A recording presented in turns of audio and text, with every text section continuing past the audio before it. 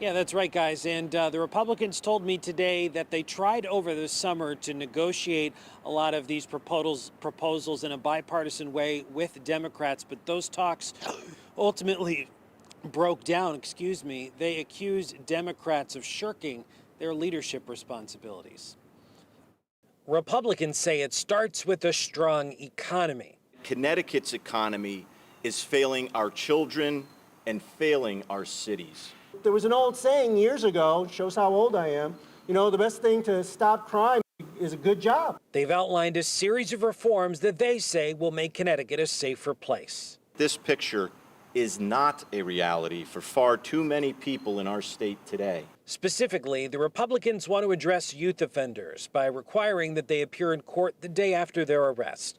They want to monitor them more consistently with GPS devices, require they get fingerprinted in some instances, and make it easier to transfer serious cases to the adult court. They also want to make changes to the landmark police accountability bill signed in 2020, saying it strips too much power away from law enforcement. We feel that reforms that took place regarding law enforcement went way too far, and that some of them need to be rolled back. And also we need to look at new areas where we can bolster law enforcement's ability to address issues regarding crime.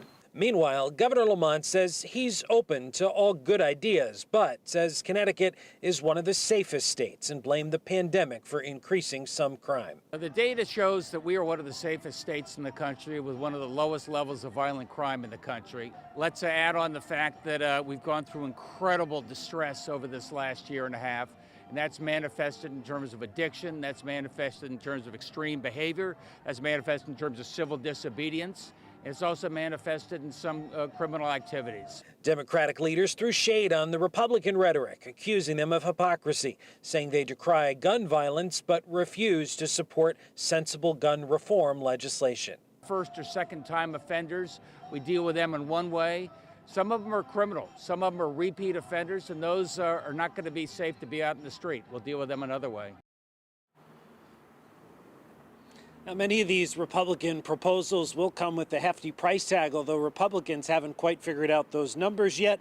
They say that they are working to put all of their proposals into one bill, which would then be sent to the Judiciary Committee. Democrats have not indicated that they support bringing back lawmakers for a special session. We're live in Hartford. Matt Caron, Fox 61 News.